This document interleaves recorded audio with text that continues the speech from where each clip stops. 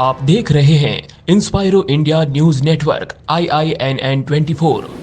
आप एक बार भाई साहब से निवेदन करूंगा कि आप एक टीम बना करके एक बार आप कर्नाटक पधारें, मेरा आतिथ्य स्वीकार करें और एक बार दिल्ली पधारें जब सेशन चल रहा हो। आपसे निवेदन है कि बहुत ही रखें तो मेरा आपको और जरा मैं क्या हूँ और आपसे वार्तालाप करने का मौका मिले। और चूँकि मैं यही पढ़ा लिखा हूँ फतेह हाई स्कूल में, MD कॉलेज में, राजसमंद में, मावली में, 3 जगह मैं पढ़ा हूँ गोवा में और धरती से बहुत बड़ा जुड़ाव रहा है। और भाई साहब ने बहुत कुछ कहा, लेकिन मैं कार्यकर्ता तो हूँ, कार्यकर्ता ही हूँ आज भी। और विधान परिषद में 2 बार मौका मिला मुझे। ये मेरे लिए भी संतोष का विषय है और आपके लिए भी गौरव है कि आपका यहाँ का गया हुआ लड़का यहाँ के दिव्य संस्कारों के आधार पर एक देश के प्रति निष्ठा और सेवा होती है, समाज के प्रति उन सबको देखते हुए आपके संस्कारों को मुझे वहाँ स्थान मिला और मैं वहाँ से राज्यसभा में छोड़ के आया हूँ और इस बारे में और अपन बात करेंगे।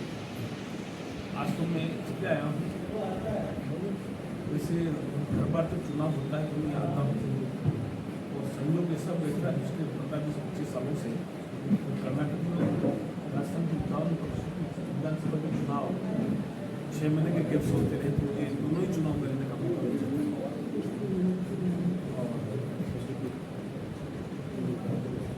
अब आज विशेष ज़्यादा वार्तालाप इसलिए नहीं किया, कोई ऐसा विषय होता नहीं था।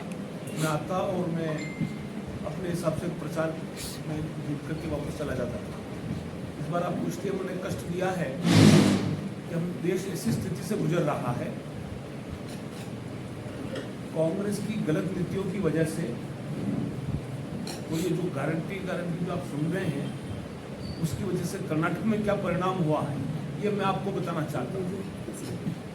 कर्नाटक में झूठे वादे करके, झूठे गारंटियों के आधार पर वहाँ की सरकार बनी और जनता ने किसी कारण से हमारे प्रति कुछ नाराजगी रही होगी, उनको अच्छा बहुमत दिया और 136 विधायक उनके चुन के आए। और जो गारंटी की स्कीम उन्होंने की थी, तो उस गारंटी से उसका वहाँ पर वित्तीय अवस्था पर इतना खराब असर पड़ा है कि वहाँ की जनता 5 महीने से त्राही कर रही है। ये मैं आपको बताने आया हूँ। वहाँ किसी के विकास कार्य के लिए किसी के पास कोई फंड नहीं बचा है, सड़कों पर तार लगाने के लिए उनके पास पैसा नहीं है और किसी भी विकास कार्य के लिए कुछ भी पैसा रिलीज नहीं कर पा रही है वहाँ की सरकार। और वहाँ MLA में बहुत बड़ी असंतोष व्याप्त है और MLA जो वहाँ के अलग अलग प्रकार के MLA विरोध कर रहे हैं इन गारंटियों का, क्योंकि राज्य की अर्थव्यवस्था छिन्न भिन्न होती जा रही है और किसी भी MLA के एरियाज में कोई विकास कार्य नहीं हो पा रहा है। और यहाँ तक कि हेल्थ और ऐसे प्राइवेट सेक्टर में जहाँ फाइनेंस जाना चाहिए वहाँ भी नहीं जा पा रहा है। और यही नहीं, एक और बात जो मैं बताना आया हूँ कि वहाँ इनकी पूर्ण बहुमत की सरकार होते हुए भी जो 4-5 महीने से जो वहाँ पर खींचतान चल रही है और जहाँ वहाँ पर मुख्यमंत्री के लिए जो वहाँ पे 4-5 लोग खड़े हो रहे हैं मुख्यमंत्री बनने की अभिलाषा रखते हुए आपस में इतना सिर फुटबॉल चल रही है, जिसके पास मेरी कटिंग्स है, इस कटिंग्स को मैं आपको हमारे रबारी जी आपको रिलीज कर देंगे, सॉफ्ट कॉपी में मेरे पास में है। तो रोज नित्य 5-7 हफ्ते तो यही चल रहा है, कौन मुख्यमंत्री बनेगा, कौन नहीं बनेगा, कौन अधिकारी है, कौन नहीं है। 4 मंत्रियों के नाम चल रहे हैं और इसमें आप देखेंगे एक जगह प्रियंक खरगे जो आदरणीय मल्लिकार्जुन खड़गे के जो लड़के हैं वहाँ पर मंत्री हैं, उन्होंने ये कहा है कि मैं भी मुख्यमंत्री बनने को तैयार हूँ अगर हाईकमान चाहता है तो। हाईकमान कौन है? उनके पिताजी हाईकमान है। ये स्थिति आ गई है। और DK कुमार जिन्होंने पार्टी को खड़ा करने के लिए बहुत कुछ किया होगा उन्होंने, और 20 साल से वो पार्टी के लिए काम कर रहे हैं, उनका मुख्यमंत्री बनने का अवसर था, नहीं बना। वो अपने आप में उनके जो विधायक हैं वो उनमें बहुत असंतोष है और उस मौके की तलाश में है कब सिद्धरामैया जी को हटाया जाए।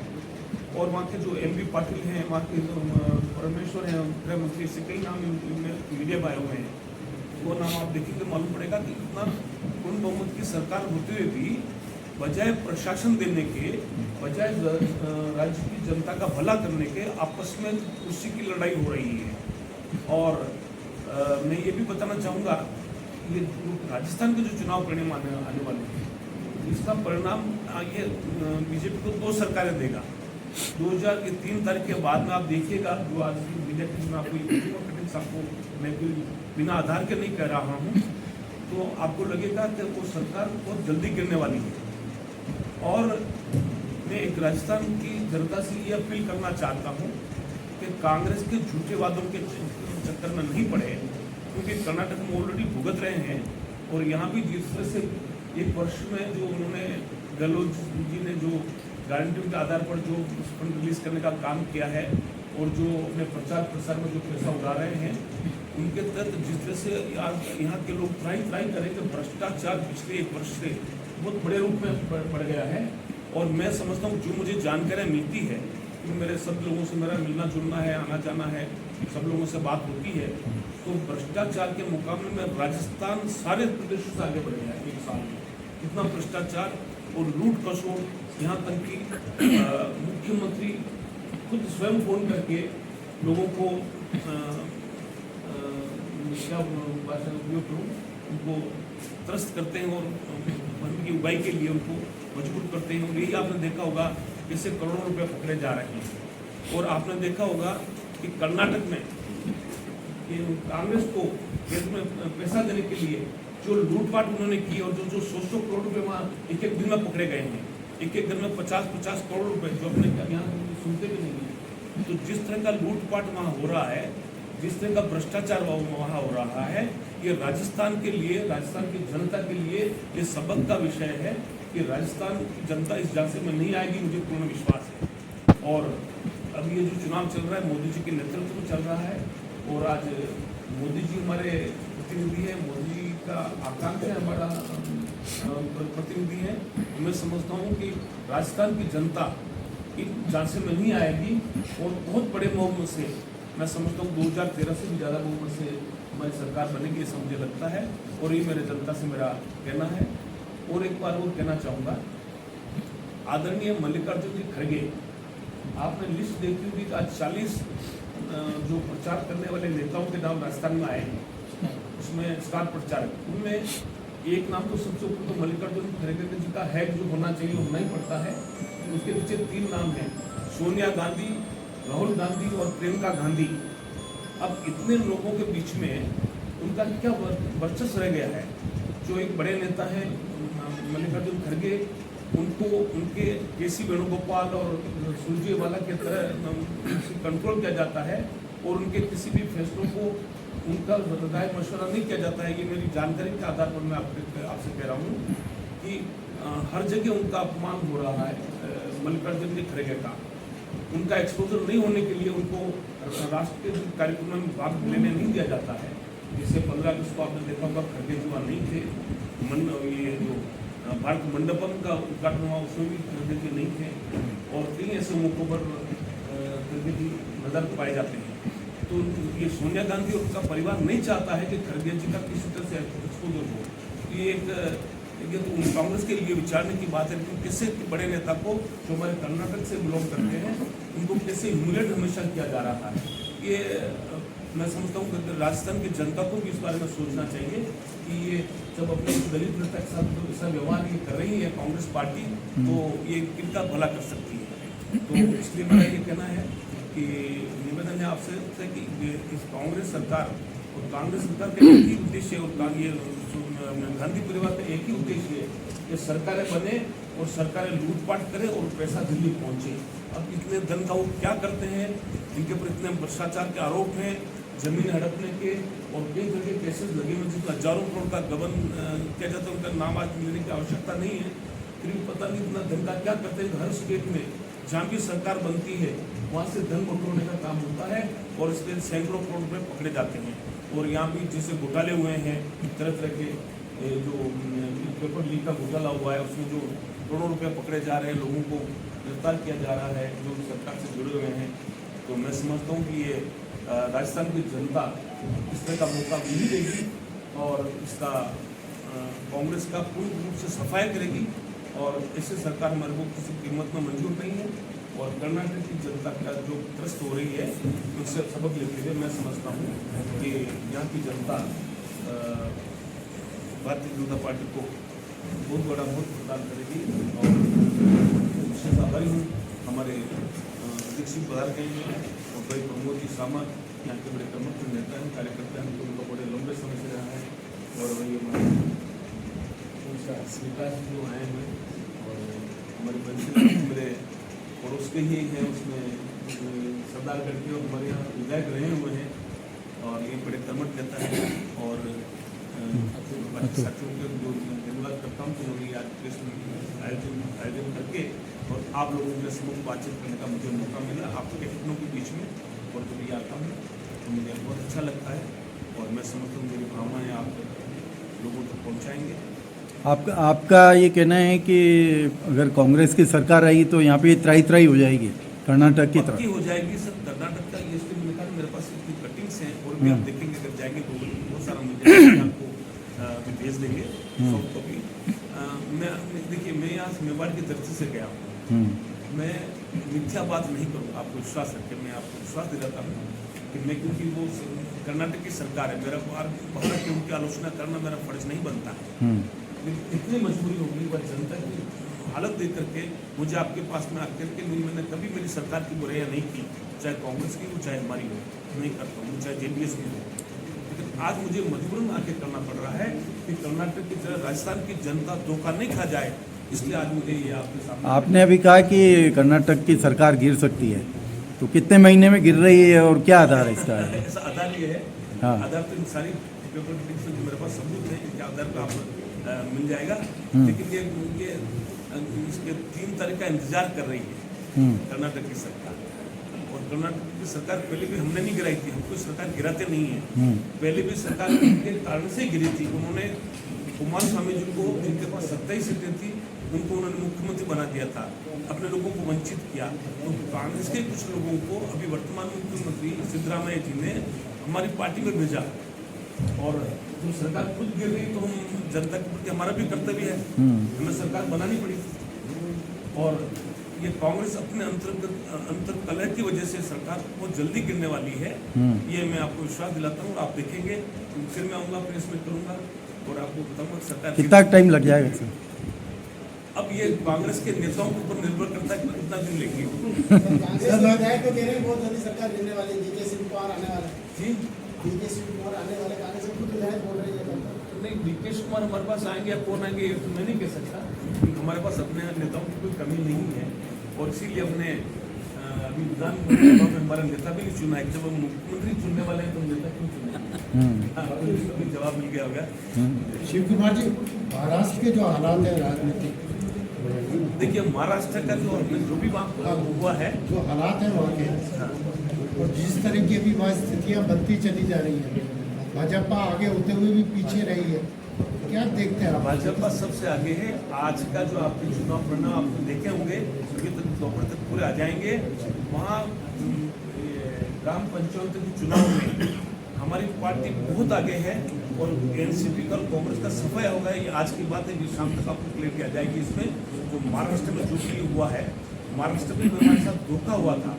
शिवसेना और उन्होंने साथ में चुनाव लड़ा था, हमारे साथ धोखा करके और ये चीटिंग करके उन्होंने सरकार बनाई थी। उस धोखे का जवाब महाराष्ट्र की जनता ने इस चुनाव में दिया है।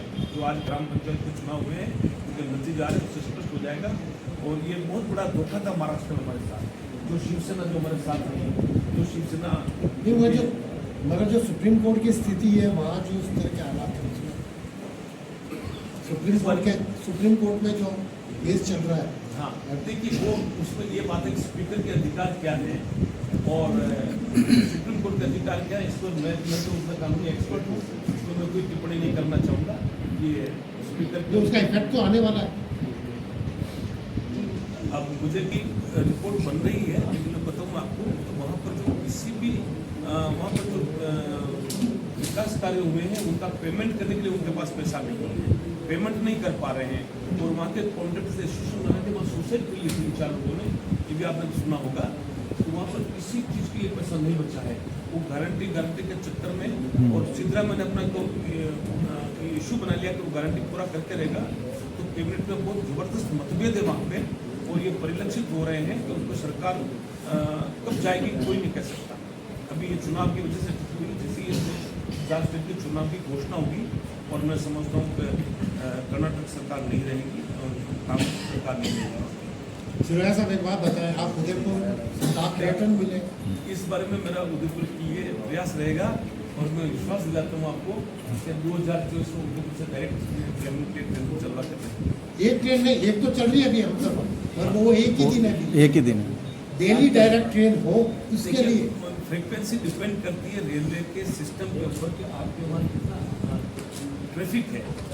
ये एक टेक्निकल बात है, ट्रैफिक कितना है। ट्रैफिक तो बहुत अच्छा है, क्योंकि लंबा रूट है, बहुत ट्रैफिक है। ट्रैफिक की आपके प्रयास की जरूरत है। मैं प्रयास करूंगा, मैं ये आपको विश्वास दिलाता हूँ हमारे मेवाड़ सूबा की जनता को, इसके लिए पूरा प्रयास करूंगा, और मुझे मेरे संपर्क के आधार पर मुझे सफलता मिलेगी ऐसा मेरा मानना है। और शीघ्र ये भी आपकी मैं 2024 के पहले 2024 के 1.5 साल का समय दीजिए, कराएंगे। केंद्र में रखकर बोला जा रहा है, और जहाँ गाँव में घर में मोदी जी का नाम है। और कल जब मैं बड़ी साथ में गया, मैंने ऐसा भूतपूर्व, आप वीडियो क्लिपिंग्स देख सकते हैं, आपसे गलत नहीं कर रहा हूँ, आजकल मीडिया बराबर प्रभावी है, इतना ज़बरदस्त माहौल था वहाँ पे, और हर घर मोदी, घर मोदी ऐसा हो गया वहाँ पे। तो ये चुनाव में बाकी सब जातिवाद वगैरह सब कौन है, मोदी जी, और मोदी जी को आकांक्षाओं को जो बात बनना चाहिए, तो ये चुनाव लड़ा जा रहा है। सुरैया साहब एक चीज़ बताऊँ, मैं कर्नाटक के चुनाव के रिजल्ट आने के बाद मोदी जी के जितने भी भाषण हुए हैं, या अभी रिसेंट वाला भाषण हुआ, उसमें वो एक बात कह रहे हैं कि अब की बार जो चुनाव हो रहे हैं राजस्थान में, वो फूल के निशान पे हो रहे हैं, कमल के निशान पे, मोदी के नाम पे नहीं हो रहे। वो ये बहुत बड़ा फर्क आया कर्नाटक के पास। भाजपा कमल के निशान पर चुनाव लड़ रही है, न कि मोदी के नाम पर। इसको क्या देखते हैं? मैं तो मोदी जी और कमल को अलग नहीं मानता हूँ।